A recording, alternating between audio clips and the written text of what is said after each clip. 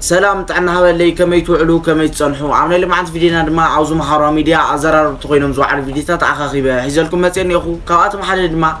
بزعبا صمدو زباهل زلو قل نقراتن بزعبا فيستان بزعبا تليتن رينا ناب قداينا غناتينا ركاحو بوي ኢሳያስ አፈወርቅ እንዴት አርጎት ጥምዶ ያረጋል ከህወሓት ጋር ብዬ ይገርመኝ ነበር። ትዝ ሲለኝ ግን ኢሳያስ ሳይቀር የትግራይ ልጅ ነው። ህዝብ በርጌድ መሐመድስ አውሮፓ ሆይኖም ወይ አሜሪካ ሆይኖም ወይ ካልእ ዓድታት ኤሽያ ሆይኖም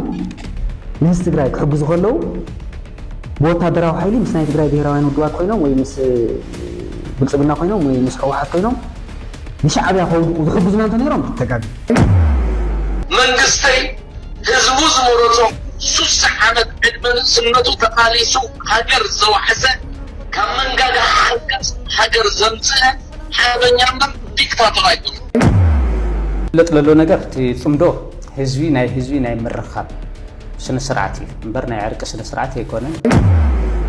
ጽምዶ ድብል አርስቲ መንጭሎ ሓድሽ ነገር ኣይኮነን። እዚ ጽምዶ ድብል አርስቲ زياتهم ترى حيكونون بزحات سات كقاول ومزو على فيديوهاتهم النهونا قيتاچو وكلنيا تقولوا انت تخونكو حلف قوايهم كو بومبر كونيري ساميدون زياتهم كالوتن ناي زعلت زي كالوت حدش حبريتات حزنا لكم مصينا لنا سناي مكتتال انوس دك عبيتي ني channel زد ما حدش لهونكم ساعات لايك شير سبسكرايب بمغار نز فيديوز جمروا نقصل ايش ماركس ستالتي كم فلا ماي مدبنا تخون اسكي بزا مدب زي انجمر ابتدى زي البوليتيكا حياتهم كسرحوا زغبا بايزوي ناي حزبታት ሰላሚና ንደልስ ይኩናት ይዘክር ስለዚህ ስርዓት ብልጽግና ተሃንዲዱ ህዝብ ትግራይን ህዝብ ኤርትራን ዳግም ከወቀን አምስራህ ተጸሚድ ነሩ ህዝቡን ተጸሚድ ከ ህዝብ ትግራይን ህዝብ ኤርትራን ዝመስረቶ ጽምዶ ግን ናይ ሰላም ሕዝነት ግን ስርዓት ብልጽግናው ጠጠው ኢሉ ከሐስብ ገይርዎ ብሽም ዓሰብ ብሽም ወደ ባህሪ ትግራይ ዳኽንካን ኤርትራውያን ናይ ምድኻም ስትራቴጂ ጠጠው ዘበለ ስርዓት ብልጽግና ደጊሙ መخحስብ ህዝብ ዓለሙን ደጊሙ መخحስብ ዝገበረ ረኽቢ ኣብዚ እዚ ክትርድእ ለይተል ማለት እዚ ገለገለ ንጹሃት ፖለቲከኛታት ወይ ገለገለ ንጹሃት ሰባት ከም ተዓንቶ ዝገለጽኮ በቃ ኤርትራ ምንም ዓይነት የብልና ኣብ ትግራይ ዝተፈጠረ ኢኮኖሚ ዝተፈጠረ ሃፍቲ ኣብ ኢትዮጵያ ዝተፈጠረ ኢኮኖሚ ዝተፈጠረ ሃፍቲ ኮ ትፔለፍ እዩ መስሪቱ ታዋብ ተኸፍል የለን ተካላት ያሃነጸን ዲሞክራሲ ይበረን ፍትሐውነት የለን ተሓታትነት የለን ናይ ፓርቲ ብዙሃነት የተፈጠረን ብዙሃነት ፓርቲ የተፈጠረን ትግራይ ዳግም ክትውረር ክትውቃዕ ይገሪ ኢና ነው ዘመናን ትፔለፍ እንዳል ኣብ ትግራይ ዘሎ ኢኮኖሚ ኣብ ኢትዮጵያ ዘሎ ኢኮኖሚ ኮ ትፔለፍ መስሪቱ ካብ ምንም ዘይኖሮ ናብ ጉህሉ ዝገበረ ስርዓት እዩ ብሓደ ወገን ተምፂና እዚ ዘይከዓድ ሓቂ ሲናና ጨፍለቕና ና ጓልና ጥፍና ዋና ኮነ ይቆ ኣብ ኤርትራ ዘሎ ኢኮኖሚውን ኤርትራውያን ምስ ህዝቦም ኮይኖም ምስ መንግስቶም ኮይኖም ሃፍቶም ተጠቂሞም ምስ ተጋሩ ኣሕዋቶምን ምስ ኢትዮጵያውያን ኣሕዋቶምን ሰላም ክንፈጥር ኢና እንተወሉ ሓጢያት ይውሉ። ስለዚህ እዚ ጽምዶቲ ጽምዶ ሰላም እዩ፣ ጽምዶ ምሕዝነት እዩ፣ ስትራቴጂክ ማሓዘናውን ክኾን ይኽእል እዩ ኢለ ዝሓስብ ብዝተፈላለዩ ምክንያቱ ህዝቢ ኤርትራን ህዝቢ ትግራይን ኣብ ክልተ ዝተኸፈለ ህዝቢ ስለ ዝኾነ ንቐጻሊ ሓቢሩ ናይ ምዕባይ ሓቢሩ ናይ ምስራሕ ሓቢሩ ኣልያንስ ናይ ምፍጣር ንሱ ጥራሕ ኣይኮነን ኢብን ምስ ህዝቢ ምሓራዊ አንቶኒ ግረከ አቢሲኒያ ዝበሃል ኃይሊ ናይ ሓበሻ ዝበሃል ኃይሊ ናይ ምድኻም ስትራቴጂ ካብ ኢትዮጵያ ክሳብ ዕራብ ሃገራት ክሳብ አውሮፓ ሃገራት ዝተዘርግዐ ነዚ ሕዝብ ተነቂፍ እዩ ኣምሓሩን ክነቁልዮም ዝግቦም ኤርትራውያን ክነቁልዮም ዝግቦም ስለዚህ ጽምዶ ሰላም ዝብል ሓሳብ እዩ ዘለኒ ፖለቲካል አግሪመንት የተገበረን ሕጋዊ አግሪመንት የብሉን እዋ እዚ ሰራዊት ኤርትራ ኮ ካብቲ ናይ ትግራይ ዝነበረ ቦታታት ውፅእ ዛላምበሳ ህዝብ ተረጋጊ ኣብ ኢሮብ ከባቢታቱን ተረጋጊ ብገሮ ሱርናይን ኮም ብራማ ከባቢ መረብን ኮም ብሰንበል ከባቢውን ካብ ሸራራ ሓሊፍካ ዘሎ ሰንበል ከባቢውን ህዝቢ ናብ መረበቱ ይመለሱ የግዳ ስርዓት ብልጽግና ኣብ ምዕራብ ትግራይን ኣብ ደቡብ ትግራይን ሕዝቡ እናጨፍጨፈ ሰባት እናፈናቀለ ሰባት እናኣሰረ ሰባት እናጨወየ ኢኮኖሚካሊ ናዳኸመ ናይ አሲሚሌሽን ፖሊሲ ይሰርሕ ዘሎ ስርዓት ብልጽግና ስለዚ ቃልስና ስርዓት ብልጽግና ይኮን ዝብቆ ማለት ዶ ተጋሩ ኢሊት ፕላስ ኣብ ወደብ ዘለዉ ህዝቢ ትግራይ ህዝቢ ኤርትራን ዝመስረትዎ እዩ እዚ ከዓ ክቅፅሉ ንድሕሪት ላይ ኣይምለስን ዝብል ሓሳብ ዘሎ ጽቡቕ የግዳስ ምዕራብ ትግራይ ወሲዱ ደቡብ ትግራይ ክወስድ ክስካዕ ተከዘ ክስካዕ ወርዒ ክመፅእ ክስካዕ ዛላምበሳ ክመፅእ ንዓሰብ ክወስድ ይሰርሕ ዘሎ እዚ ከዓ ፖለቲካዊ ሽርሒ ስለ ዝኾነ ፖለቲካና ንቃለሶ ዘለና ይብለካ ስለዚ ንሻዕብያ ሰይነኣምኖ ንብልጽግና ኣሚንካ ንብልጽግና ክዳ ኣሚንካ ኢኻ ንብልጽግና ኣሚንካዮ ናይ ጨፍጭፉካ ክሒዱካ መራሕትኻ ክሒዶም ካና ቅዱስ ብልጽግና መራሕየ ትብሎ ኢትዮጵያ ዓደያ ትብሎ ጨፍጭፋ ትካስ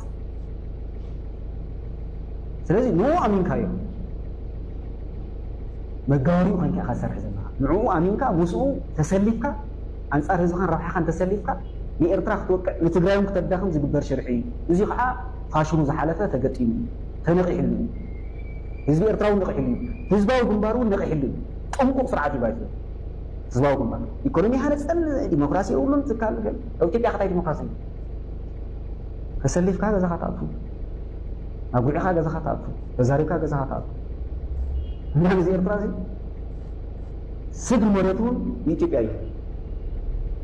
ዓሰብ ክወስድ ብሽም ጁንታ ምጥፋእ ክልላት ኢትዮጵያ ኣዕሲሉ ወቂዕና ዓረብ ኤምሬትስ ገይሩ እስራኤል ገይሩ ገለ ገይሩ ኣውቂዕና ሓንቲ ዓረብ ዝተረፈቶ ስርዓት ብልጽግና ከዓ እንታይ ሕዝ ፋሽን ኣምፅኡ ዘሎ ፕሪቶሪያ ውዕል ፕሪቶሪያ ከይፈጽም የቀይ ባህር ወደብ 130 ሚሊዮን ያለበት ህዝብ እንዴት ያለ ወደብ ይኖራል? ወደብ ብሕጋውን መንገዲ ምስ ኤርትራ ምስ ህዝቢ ኤርትራን ምስ መንግስቲ ኤርትራን ከመይ ሪሌሽን ፈጢርካ ኢኮኖሚካሊ ሓቢርካ ተዓቢ ዝብል ብሰላማዊ ዲሞክራሲያዊ መንገዲ ኢኻ ትረዳእ ትኽእል ካብዚ ወፃኢ ግን ሕጋዊ መሬት ኤርትራ ዳግም ሕጋዊ መሬት ትግራይ ወሪድካስ ሕጋዊ መሬት ኤርትራውን ክትወርድ ወደብ ክትወርድ ምድላእ እዩ እዚ ከዓ ጠጠው ክክፍሎ ኣለዎ ቶም ስርዓት ብልጽግና ተሓሊቆም ትማሊ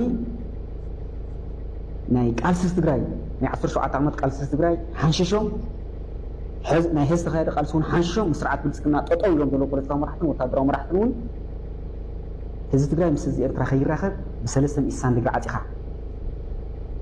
ህወሓት ሎም ረኸብና ኪ ሎም ሰኣና ክጥፍ እዩ ናይ ምጥፋእ እስትራቴጂ ዝኽተል ዘሎ ብልጽግና ተረዲኻን ጽምዶ ዝፀልእ ዘሎ እውን ሓሽከር ብልጽግና ምስለ ናይ ብልጽግና ተጠቃሚ ካብ ተራ ዩኒቨርሲቲ ካብ ተራ ቤት ትምህርቲ ምስራት ዝገበረ ስርዓት ፖለቲካዊ ብቕዓት የብሎ ስነ ምግባር የብሎ ለያው 4 ፍቐለኒ 5 ፍቐለኒ 5 ካበይ ፅዮን ናይ ስርዓት ፀገም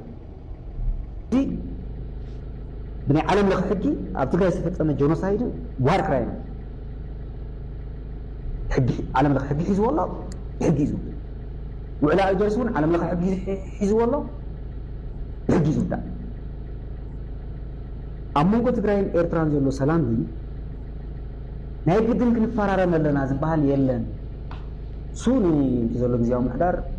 ፌደራል ዝምልከቶም ንኤርትራውያን ዝምልከቶም ከም ተራ ሓደ ትግራዋይ ግን ዝለካ ዘለኹ ነቲ 10 ግዜ ዝጨፍጨፈኒ ሓደ ግዜ ጨፍጭፈካ 10 ግዜ ይጨፍጭፍካ ጨፍጫፍ እዩ ኣብ መንጎ ሻዕብያን ኣብ መንጎ ህዝባዊ ግንባርን ኣብ መንጎ ህወሓትን ዝተፈጠረ ጎንፂ ህዝቢ ኤርትራን ህዝቢ ትግራይን ጎዲኡ ተረዳኽና ዳግም ክንጓዳዳእ የብልናን እዩ ተረዳኽና ዳግም ክንጓዳዳእ የብልናን ክልተ ኣሕዋት ህዝብታት ብሰንኪ ፖለቲካዊ ኣፈላላይ ህዝቢ ትግራይን ህዝቢ ኤርትራን ን34 ዓመት ብውሃት ተዓፅዩ ሓውና ሓው ክራኸብ ኣይከኣለን ክተሓታተት ኣይከኣለን ይቕረ ቅረ ክበሃል ኣይከኣለን ስለዚ ዝዕድል መመቻችዎ ነቶም ናይ ኤርትራ ፖለቲካዊ መራሕትን መንግስቲ ኤርትራ ህዝቢ ኤርትራ ድፊት ይገብር ሓሳብ እዩ ንሕና እውን እቲ ትግራይ ዝመርሕ ዘሎ ሓይሊ ሓሳብንም ህዝቢ ትግራይ ሓሳብንም ኢብን ዓለም ኢና ነፍልጥ ዘለና ትግራይ ተሓሚሳስ ኤርትራውን ክትሕመስ ኢትዮጵያውን ትሕመስ ቀርኒ ኣፍሪካውን ይሕመስ እዩ ዘሎ ከምኡ ዝሕሰብ ዘሎ ተረዲኻ ንሕና ካታ ኢና ዘለና ትግራይ ተሓሚሳ ኤርትራ ክትሕመስ ኣይንደልን ከምናት ኢትዮጵያ ትበሃል ዓዱ ክትሕመስ ኣይደለና ከም ሰብ የለካ ይፍለጥ እዩ ምስ ኤርትራ እውን ነጊረከ ይዓንቶ ከመይ ንኣምኖ مخيرنا خنفرارم زدل اللي تهالي وين حرسوا تهالي سكيبا كنا إتبع حاجة من نسخة توكلت بيت مخرنا تصدقوا حاجة من نسخة واحد يكون الناس إمنتي زعبي حزنتي زعبي استراتيجيك أليانس زعبي بزي كترد اللي يدل بزي بزياو محداروتي ومس إقرار تراخنا لنا عم بانا كده يراخب أي راخب بزياو محدار نعلم واحد وكيله ويلي حدا بوليتيكا بارت وكيله زارو محزنات انت خلصني مسمن مسقراوت كلات إثيوبيا مس إيرتران بزي كترد اللي إكسبكت قبل كاو توم إيرتران هاي سرعات دوتي كيمسا محزنات كتر يبلو زولو ناي برجيت محمد وحيتات أو تجاي زولو قلق بوليتيكيات بدلاتون كيجاي صراحة خن حتى تقبلنا أو إثيوبيا زولو ناي سرعات دوتون أو تجاي زولو ناي سرعات دوتون ناي سرعات دوت خمس أو تجاي بوليتيكا ودو كينو أو إثيوبيا بوليتيكا ودو كينو بحجة من ستة أشياء بوليتيكا وبارتات كتر حدا قالسن أو تجاي زولو سجمن أو إثيوبيا زولو سجمن خفتها هاي صراحة وش تاو سجمن وجمراتها تظلوا ناي سلام حزنتون نجي لك بسمين يخون مسلو يكسل من سجمن حزنت يكسل زي محزن نزي نستقرأ حدا قاعد تطبقه لكن تطوي حدا قاعد تزنس أنا متاعي حزوا وزن مرة مريتكو بلتقنا حزوا وزن مرة مريت يوصل ردها حزوا وزن مرة يوصل نفس عاد ارتاح حزوا وزن مرة ناي تقرأ مريت بن يوصل حدا زمان يبلو لازم كالي حاجة رياسة بس لازم يسبق حجون حتى أنا قال له من قصتي هزبوز مرتو سوس عمد عدمن سنتو تقاليسو حجر زو حسن كمن قاعد حجر زمزة حابن يعمل ديكتاتور أيضا صمدود بلا رستي ما جيلو حدش نجر أيقونة نزل صمدود بلا رستي حجي كمي يعني نبعلي سلا دكاتاتل سلا لنا ببقى لخون خيري وكل زب حدش موضوع حدش فترة قال لهم أنت سمي حدش نجر أيقونة أبشرتنا يمنكسي إرتراء سفر نجري سواء أنت حتى العبد مرت كني سريحة فنكل مالتي خالي لك ها حجي جنرال هاجري إرتراء دلو جنرال فيليبوس أوكي أبتشعوان برجيت سبعة بال حيزوكو أبغى خيدوكو تواجي أوكي ندرج مالتي بالسودان يلا قريت أمي ماتي يوم شعور مالتي إذا حجي دلو جنرال كل جنرال يبلك دلو سيد مرحليو تبرك السبعة من الواش أبتي ناي سرحت فنكل قال تقلت سلزول دخون سب تزنا برفت عمي خري خلي نمن تاي قنام تشيل كذي أبتو وان تسمز جنبار حرنت أوروما ولا شو تسعمي دوميم نتخونتات زازيمو ما متيم نتبوتاتات مالتي سمدو ديزي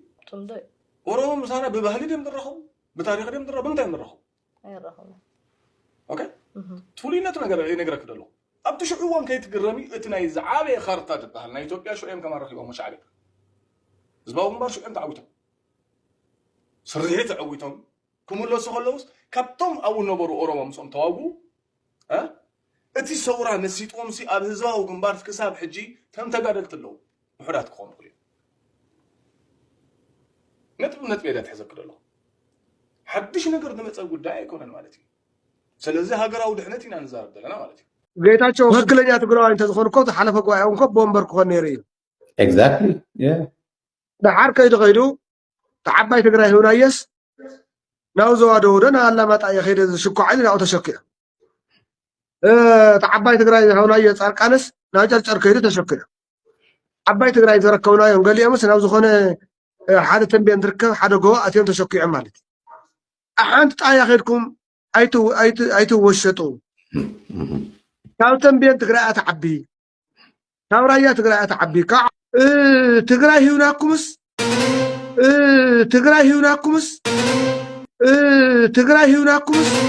حزب برجيت محمودس أو أوروبا خوينهم أو أمريكا خوينهم ويا كالة عادات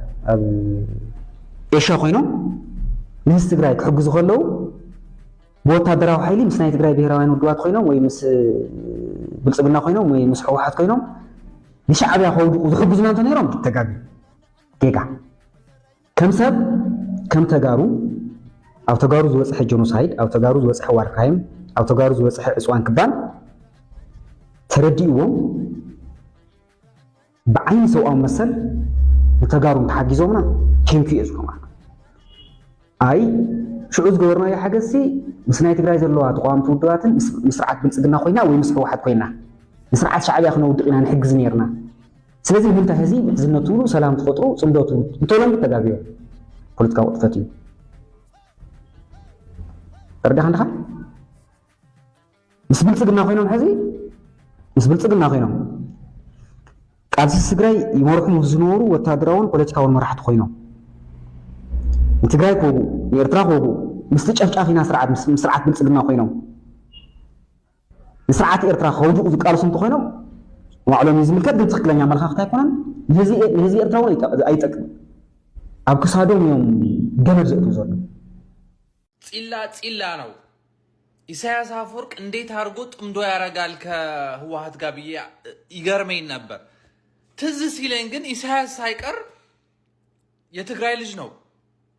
ምንም አስመራ ተወልዶ ቢያድግ ወላጆቹ እናቱም አባቱም ትግሬዎች ናቸው የትግራይ ልጆች ናቸው ግን እሱ ብቻ አይደለም ሁሉ ይሄ ትግርኛ ብሔር የሚባለው የኤርትራ ትግርኛ ኤርትራው የሆነ ትግርኛ ማያወራው ሙሉ በሙሉ በቃ ካለ ትግራይ መኖር አይችልም ይሄው ምንም ቢገፋ ምንም ቢረግጠው ምንም ቢለው በቃ አይላቀቁም እኔ አንድ ለናቱ ነኝ የህወሓት የትግራይ ህዝብ ግፍ ገብቶኝ ሁለተኛ ከነዚህ ሰዎች ጋር ሁለተኛ እንትን አልፈልግም ያልኩት አንድ ለናቱ እኔ ብቻ ነኝ እንጂ እየተረገጠ